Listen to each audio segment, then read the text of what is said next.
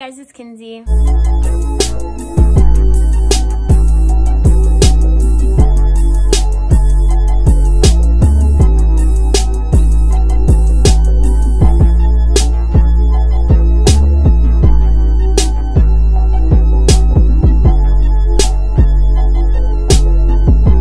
So today I'm going to be talking about how I grew my hair, and I'm just going to be giving you like tips and stuff like that about how I grew my hair.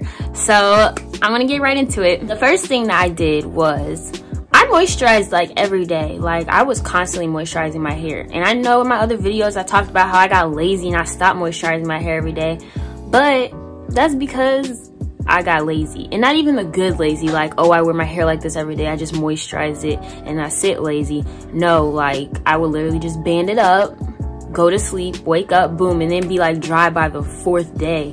But like dry, like dry. I wouldn't look crazy or nothing, but it just like the texture, it didn't feel good. And I used to think because I was using so much hair grease, I was using a lot of hair grease, but I thought, sorry, you're fine.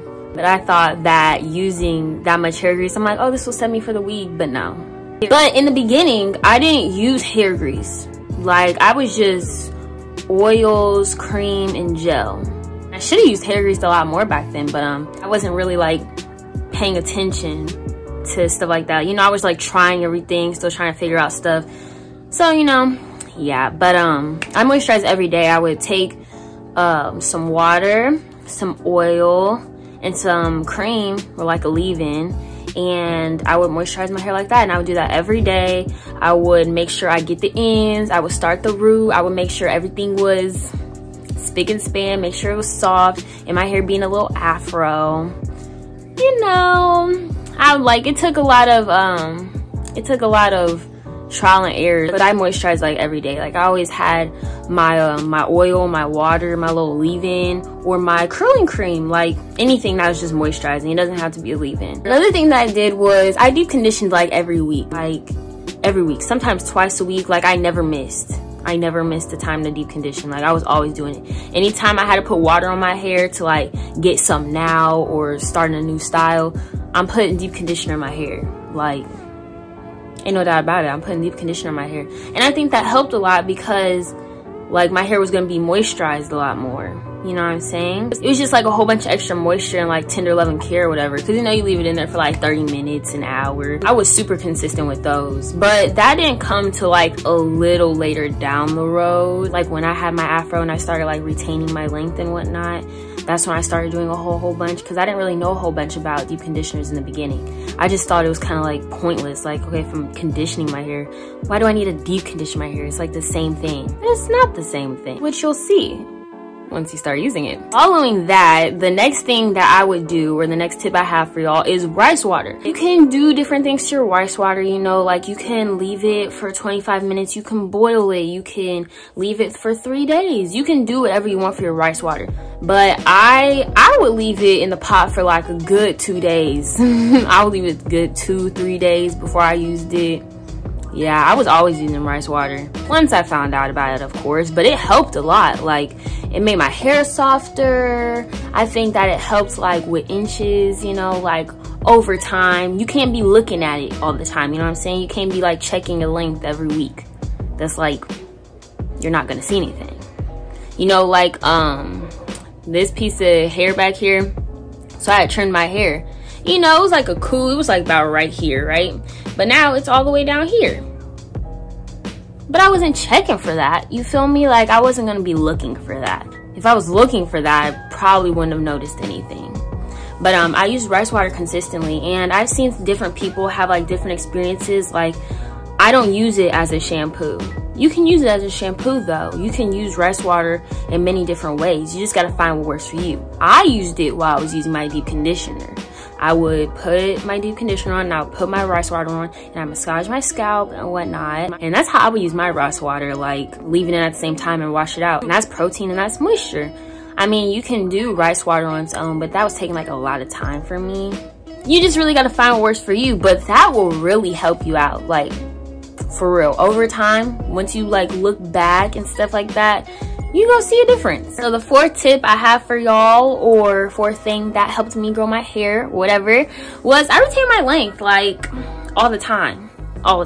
Of course, once I started figuring things out, because like in the beginning I was always doing braid outs and twist outs, but I really had no option, like, because I didn't have the state of hair where I could just put product in it and go.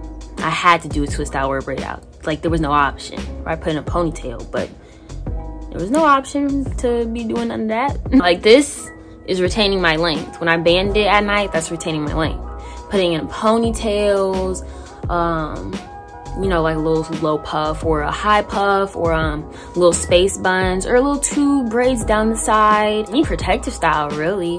I always made sure my hair was retaining length. Like, when I would deep condition my hair, I would put my hair in braids, put my hair in ponytails, and there'd be times where I just do protective styles. I didn't have braids to do protective styles, but you know, I have my hair in a ponytail for about a week. You know, like mid-week I let it breathe and I put it back.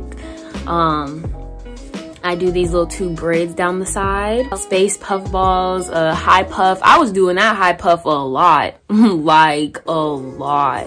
I don't do it as much anymore, but I was always doing the high puff. It was very easy and convenient. When I started stretching my hair and it was like in a little afro, I didn't really have to touch my hair much then either. Like, it was stretched, it was curly.